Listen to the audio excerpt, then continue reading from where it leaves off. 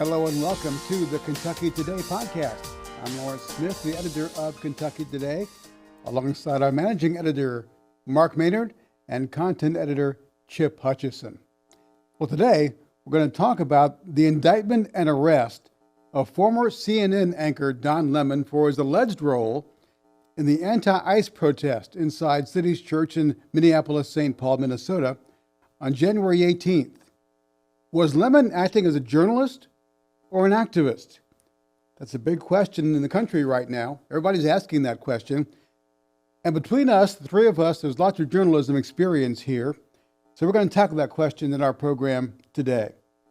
You know, guys, I was thinking earlier this month that I got my first job in TV, WTVQ in Lexington, 50 years ago this year. So I've been at this for a while. I know you both have too. Mark and Chip. Mark, you first. What is your background? Tell our viewers and our listeners your journalism experience. Yeah, I'm at 50 years this year as well, and I was most of it has been in the newspaper with Daily Independent in Ashland, Kentucky, in northeastern Kentucky, and I started off in sports, ended up in news, ended up the editor before I left there for Kentucky Today. So 50 years for me as well, Lawrence. Chip, what about you? Yeah.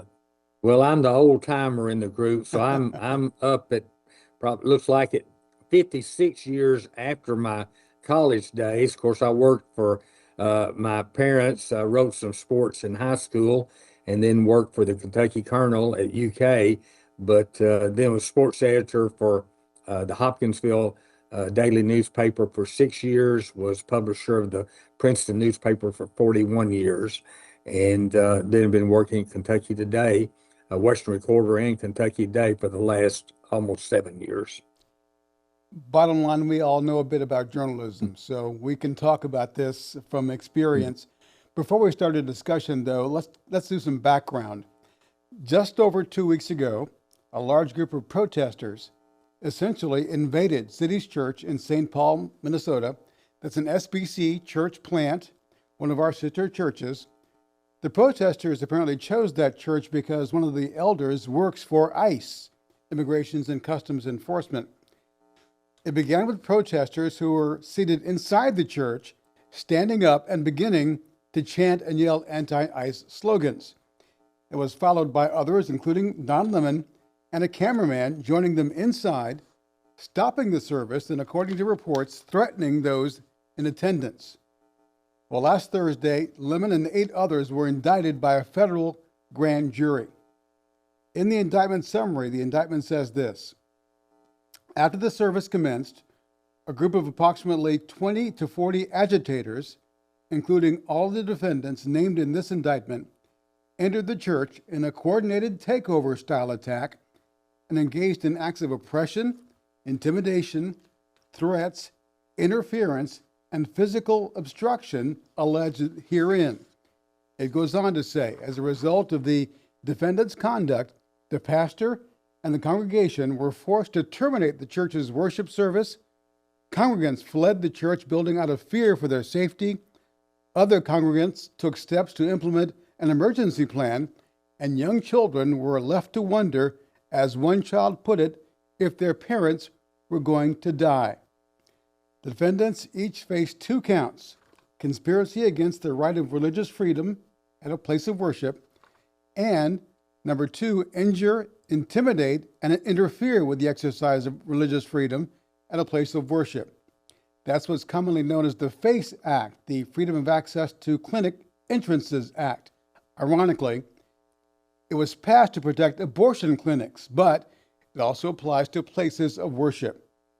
In an interview with Fox News U.S. Attorney General Pam Bondi asked about Don Lemon being included in the indictment. Don Lemon and 8 others have now been charged in a single indictment because you cannot attack, and that's what it was. It was an attack style on a house of worship. You can't do it. It was a Sunday morning. There were parishioners, there were families, there were grandparents, there were people with canes, there were children upstairs in the nursery. They bombarded in, and as Don Lemon put it in his own words, they were on their way to a resistance at that church. Now, as for Lemon, he says he was acting as a journalist, not as an activist. He says his arrest is a threat to the freedom of the press. I'm glad that, at least to the extent that it has, that people are realizing the critical moment that we're in this country, that our rights are under assault. It may have started with people having their due process rights violated on the streets, violently violated on the streets. But now they're trying to silence journalists, and I will not be silenced. And I think journalists should not be silenced. I think this is a very critical time for journalists in this country to stand up to this tyrannical administration. Back now with Mark and Chip, and I got to be honest, guys, I really wanted initially to give Don Lemon the benefit of the doubt. He is a long-time CNN anchor. Opinionated one, but still, he's a longtime journalist. But I watched the entire video, and by the time it was done, he appeared to be acting more as an activist than a journalist. I'd like to hear your thoughts on that, Chip. What do you think? Well, I think you're exactly right. We have all, the three of us, talked about how the lines have been blurred in the last decade to 2 decades between news and opinion. We all grew up in the era when a news story was unbiased, and if it was an opinion piece, it was labeled opinion, commentary, perspective. That's not the case, and it troubles me greatly when I see situations like Don Lemon. I think back to, there's a classic book, The Elements of Journalism. And in that, those 10 elements that are mentioned is strict adherence to the truth, and loyalty to the citizens, and maintaining independence from those who you cover. And obviously that was not done here. And his opinion, his activism certainly is troubling to me. And the argument that he makes that he has a First Amendment right. Well, he does have a First Amendment right to freedom of the press, but his First Amendment right cannot trump the First Amendment rights of those who gather to worship that Sunday morning. So I think he's talking out both sides of his mouth, and what troubles me so much is his assertion that his CNN colleagues all supported him.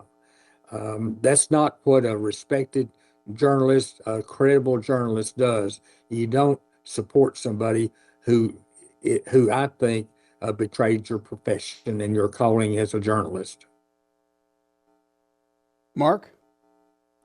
Yeah, I think he did the thing that we were told not to do, and that was to become part of the story. Yeah. And he became part of the story because he was involved deeply with what was going on. He knew everything that was going to happen ahead of time. And he, in fact, endorsed that ahead of time. And he knew what was going to happen.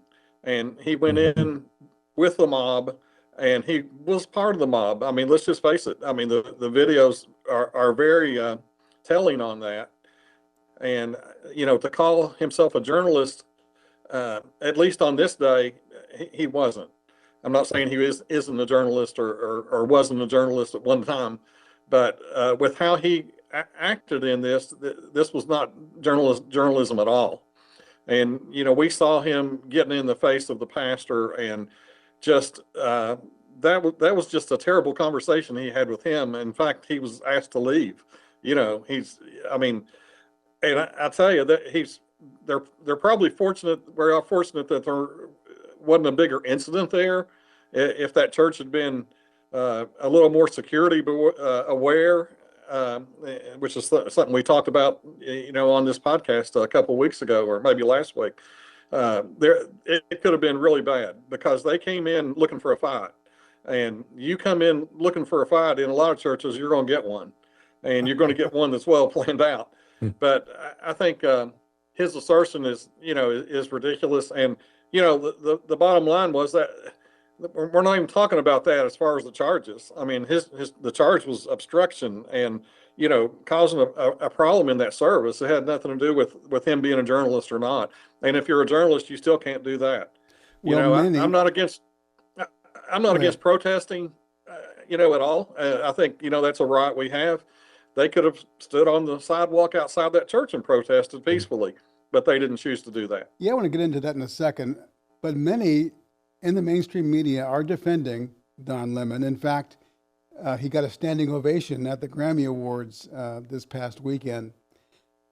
Are there any freedom of the press concerns here, in your view, either of you? There's not for me. He violated the rights of those people in that church to worship according to the First Amendment. He was allowed to enter. It's kind of, you reap what you sow. You look at Jacob, who deceived his father, and then Jacob was deceived by his uncle Laban. He went into that church. He was free to go into that church, but he reaps the consequences of what he did in that church. We've all been in situations where potentially volatile situations where there are strong emotions. You cover the story. You don't become, as Mark said, you do not become part of the story. I think I mentioned to you as a journalist in college, and then my first paid job as a sports editor of a daily newspaper, I covered a lot of UK basketball and football games. But if you were there on press row or you were under the basket taking pictures, you were not to cheer for anybody. You were not to applaud for a team. You were there as an unbiased reporter. And I've seen people who were kicked out of the press row because they started to cheer for the home team. And that's just, you're supposed to be unbiased. You're reporting on the facts and not becoming involved in it emotionally. And so I think the three of us can say that we have been able to do that, to not become emotionally involved, although we might have strong feelings. I always had strong feelings for UK basketball when I was under the basket, but I did not make those known. I did not take advantage of that. So it does trouble me greatly. Probably I see where New York Times columnist David Brooks, phenomenal reporter, he's leaving the business because it's gotten so bad, and the rules that govern, and it's not just rules, but it's the ethics of what we do, that they've just gone out the window. And he's had enough, and so he's hanging it up. He's calling it quits. So you talked about, Chip, you talked about a minute ago, and I'm going to go there next. You talked about the fact that, we are to be observers, not participants in the story. And Lemon says he was simply a journalist, not a part of the protest. But like I said, I've watched the video, and it seems clear that he was, to some extent, part of the planning process. I want you to listen to, as well, to part of his live stream commentary inside the church. This is the beginning of what's going to happen here. When you violate people's due process, when you pull people off the street and you start dragging them and hurting them and not abiding by the Constitution, when you start doing all of that, people get upset and angry. And if you remember what the Civil Rights Movement was about, the Civil Rights Movement was about these very kinds of protests. And for some reason, in our modern era, people think that in order to have protests, you got to be, cordoned off to a certain area and, what time you can protest. There's nothing in the Constitution that tells you what time you can protest. You can protest at any time. That's the whole point of it, is to disrupt, is to make uncomfortable. And that's what they're doing. And that's what I believe when I say everyone has to be willing to sacrifice something. You have to make people uncomfortable in these times. If you see how uncomfortably and how harsh people are being treated on the streets, you have to be willing to go into places and disrupt and make people uncomfortable. That is what this country is about. So there you heard and saw, for those who were watching, Lemon justifying the protest, not as an observer, but seeming to justify the protest that was going on. And that breaks the rules of journalism right there. For example, my own personal experience, I covered the Breonna Taylor protest here in Louisville back in 2020. And excuse me, one time I was caught up, assigned to cover a march down the street, and photographer and I were in the middle of this line of protesters walking down a street, blocking the street. We did not participate, and there was some property damage. Did not participate in that. We commented on it. We said what was happening, but we did not justify it or become part of what was going on. Lemon there seems to be becoming part of the protest, not just observing the protest. Mark, what are your thoughts? He's definitely an activist. If you have to explain yourself as to why you're there, then you aren't being a journalist. You're not observing, like you said. That's all we're supposed to be doing, observing and reporting what we see. And I had a similar experience to yours I guess it was in 2015 with the Kim Davis situation. Everything was happening in Ashland, believe it or not. It was at the federal courthouse there in Ashland. By the way, she's the Rowan County clerk who refused to grant a marriage license to a same-sex couple, ended up spending a little time in jail, but it caused a big controversy. Go ahead. Right. And I mean, there were hundreds of people. There was news media from all over the country that converged on Ashland. And I'm watching this, take place. And I can remember writing the story, and it talked about both sides and how both sides acted. And honestly, neither side acted well. I mean, they were, they had their opinions and everything, but you can't get involved. You can't be that person that's involved with it. And that's where he's wrong here. And, like if the indictment is to be, the indictment, I've read the indictment, and it talked about him even meeting with them before they went at the parking lot. He knew what was going to happen. If it's planned out, that's not news. That's play acting almost. Here's what my role is. He says he didn't want to let anybody know what was happening. Well, you know what? Your job is to let people know what's happening. So he kind of missed out on that, I think, too. But no, he was an activist. I mean, it's pure and clear. And if you watch that video, you see that. So I don't see how he can say he's an unbiased journalist. No. To be fair, any indictment gives one side of the story, gives the state's side. He'll defend himself. But it's interesting that when you look at the video, you see some of what that indictment is talking about. Chip, we all obviously support freedom of the press, but are there limitations to it? Well, yes, it's when you talk about freedoms, it's the age-old story that we heard in journalism school. Freedom of the press does not, and freedom of speech does not give you the right to go into a crowded movie theater and shout fire, fire, fire. There is a responsibility that accompanies the freedom, and the freedom cannot be abused because that's not what our founders intended. So I think we have to look at the intent of those freedoms. And I mentioned, Don Lemon thinks his freedom to protest supersedes the freedom of that church to meet, to gather, to worship, and to praise the Lord. And yes, there are limits. Every freedom comes with a price, and it comes with a responsibility. And in my opinion, I agree with you all 100%. Don Lemon shirked his responsibility, and he's trying to rely upon freedom of the press to justify his unlawful actions, or at least, to me, a very, very wrong actions. Yeah. Very wrong. You just cannot allow yourself to bend the rules because we have all three of us will say we have strict journalism rules. We're not going to tell a falsehood.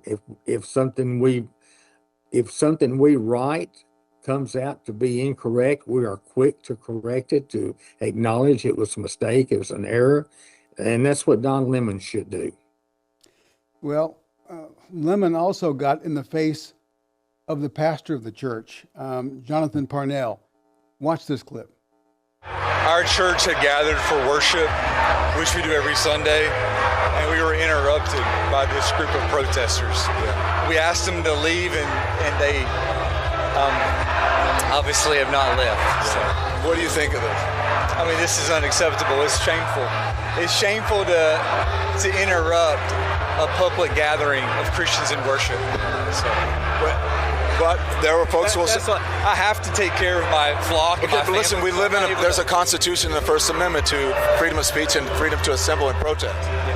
We're here to worship. We're here to worship Jesus because that's the hope of these cities. That's the hope of the world is Jesus Christ. I want to be very respectful. Please don't push me, though. We're here to worship Jesus. Yes. That's why we're here. Yeah. Okay, that's why we're here. Okay. That's what we're about. Don't you think Jesus would be understanding we're about and love these folks? We're about spreading the love of Jesus. But did you try to talk to them as a Christian? No one is willing to talk.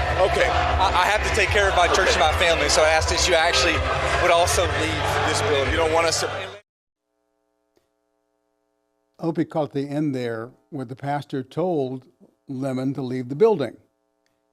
And Lemon should have left the building at that point. Actually, he shouldn't have been inside the building, but he should have left the building at that point. Another personal story. I mean, I have, in the course of my career, in order to get an interview with someone, had my cameraman stand on the public street or sidewalk, and I would walk up to the house, knock on the door, and try to talk to a person on his or her private property. But if that person told me to leave, I had to leave, or then I'm trespassing. So Lemon ultimately did leave, but he did not leave soon after that pastor told him. So that's, I don't know if you guys have had experiences like that, but when it comes to private property, we do not have, as press, unlimited access. Right. Yeah, that's exactly right. It's, you're going in a church, that's private property. You can stand on the sidewalk and do what you want to. You can video, you can, protest, you can gather there, but you can't come in that church and do that uninvited. And especially you're told to leave, then yeah, you have to leave. There's not any question about it. If you don't, you are trespassing. And, they could probably cite him for that. Don't you find it interesting that that this situation even arose? And Lawrence, you alluded to and referred to the abortion protests that for decades that went on, but we don't remember. I'm not aware of abortion protesters who invaded a church service. You wouldn't have thought about that. There was a level of common decency and respect for Christianity. Don Lemon, by his remarks, has no respect, in my opinion, for Christianity. He made some, I think, very egregious claims. But I remember when my brother-in-law was pastoring Ashland Avenue Baptist Church in Lexington, and there were people who objected to their stand for life, and they wanted to protest in favor of abortion, and they set up on the street, on the sidewalks outside the church, which is in their right to do. It's interesting. He also set up public speakers on the corners of the building where those protesters could hear the sermon. And so, there's a right way to do things, and the fact that, to me, this sets a horrible precedent to think that somebody can invade a church and disrupt it and be so disrespectful. It cannot even have a decent conversation with people. I think Don Lemon has set a very, very troubling agenda here, and I am hopeful that he has to pay the legal ramifications for what he has done. Yeah. Not only. Real quick, Okay. Mark, I'll let you talk again, just to be fair or accurate historically. This kind of protest is not unprecedented because during the civil rights era, Klansmen and other racist individuals would invade African American churches. So it's happened before. But with the FACE Act now in effect, which specifically makes that sort of thing illegal, it takes on a different legal status, legal standing. Mark, go ahead. Yeah, I think, this case is going to set a standard one way or the other. And I think they have to tread lightly because, if you're going to allow, people to barge into a church, I, I don't know what kind of battle lines you're setting there, but you are setting some. And, the church should still be a place of refuge, a place that people could go and feel like they're not going to get attacked. And obviously they came in, blowing whistles and yelling and screaming and causing as much commotion as they could, I guess to let everybody know they were there, to introduce themselves that way. But, and you have kids that are frightened that their parents are going to be killed. You have, people, I mean, I can't imagine what that scene was like, really. And I think I think this case will be interesting as it goes through. And I know we're all going to be following it close. Yeah, and if you listen to Lemon's comments as he talked to the pastor, confronted the pastor, he doesn't seem to have a clear understanding of what the First Amendment is. He talked about the First Amendment right to protest, but that was not a protest. That was an invasion. Two different things. But before we leave that interview, I'd like to hear your thoughts. First, you, Chip, as a former pastor, how the pastor, Jonathan Parnell, handled that situation. Well, it appears to me he tried his best to diffuse the situation. And, we are to speak the truth in love. And that's hard to do. It's difficult to do when somebody's in your face. And you have to stand your ground, but you don't want to be offensive in the process. I wish there was a real great manual. We have the manual in the Bible on how you deal with people. If somebody is not willing to listen, that makes it very difficult. I think back to the Bible verse, "Come, let's reason together," and that's what we need in this country. Lawrence, you were correct in talking about the disruptions during the civil rights era. What happened after that? Those protests are gone from the American scene because it proved that's not effective.